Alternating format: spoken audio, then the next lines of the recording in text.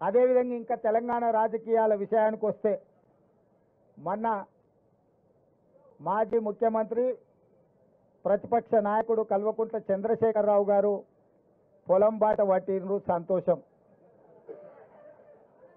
10 సంవత్సరాల తర్వాత అయినా తెలంగాణ ఉన్నది, తెలంగాణలో రైతులు ఉన్నారు అని వారికి గుర్తొచ్చినందుకు, గుర్తు చేసినందుకు కాంగ్రెస్ పార్టీ కార్యకర్తలను ప్రత్యేకంగా అభినందిస్తున్నా.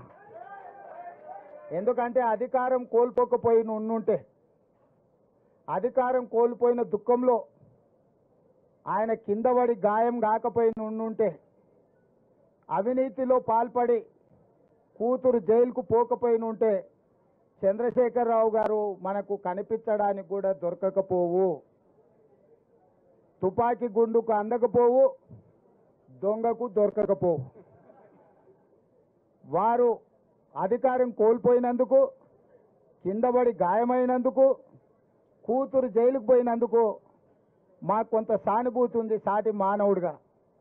కానీ ఆయన వ్యవహరించిన తీరు మాత్రం ఆక్షేపణీయము. కాంగ్రెస్ వచ్చింది, కరువు వచ్చింది అంటున్నాడు. 80,000 పుస్తకాలు చదివిన చంద్రశేఖరరావు వానాకాలం ఎప్పుడు వస్తుంది, చలికాలం ఎప్పుడు వస్తుందో నీకు తెలియకుండా పోయిందా? జూలై, ఆగస్టు, సెప్టెంబర్, అక్టోబర్ వానకాలం, నవంబరు, డిసెంబరు, జనవరి, ఫిబ్రవరి చలికాలం. కాంగ్రెస్ ఎప్పుడు అధికారంలోకి వచ్చింది? డిసెంబర్ 7 తారీఖు నాడు వచ్చింది.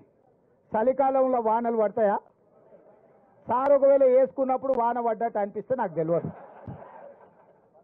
మరి July, August, September, October, November, December 7 తారీఖు మేము ప్రమాణ స్వీకారం చేసే వరకు తమరే ముఖ్యమంత్రిగా ఉంటుంది, తమరి ప్రభుత్వమే అధికారంలో ఉండే. మరి తమరి పాపాలకే కదా వరుణదేవుడు భయపడిపోయి వానలు గురవక కరువు వచ్చింది. నీ వారసత్వంగా కరువుతో పాటు 7 లక్షల కోట్ల రూపాయల అప్పులు కూడా మాకు అప్పచెప్తే, ఆ రోజు నుంచి రోజుకు 18 నుంచి 20 గంటలు మేము కష్టపడి దీన్ని సరిదిద్దడానికి ప్రయత్నం చేస్తున్నాము. నువ్వు చేసిన పాపాలను మా ఖాతాలో రాయాలని మీరు ప్రయత్నించడం ఏమన్నా మర్యాదగా ఉన్నదా చంద్రశేఖరరావు గారు? నేను ఒక్కటే అడగదలుచుకున్నా, ఏరా రాము వానకాలం అంటే నీకు తెలియదా అంటే, అదెందుకు తెలియదు సార్ చలికాలంలో వస్తుందని వెనకటికి కూడా భలే చెప్పిండట. చంద్రశేఖరరావు గారు కూడా గట్లే చలికాలంలో వచ్చి ఇప్పుడు ఎండాకాలంలోకి అడుగు పెడుతున్నాం.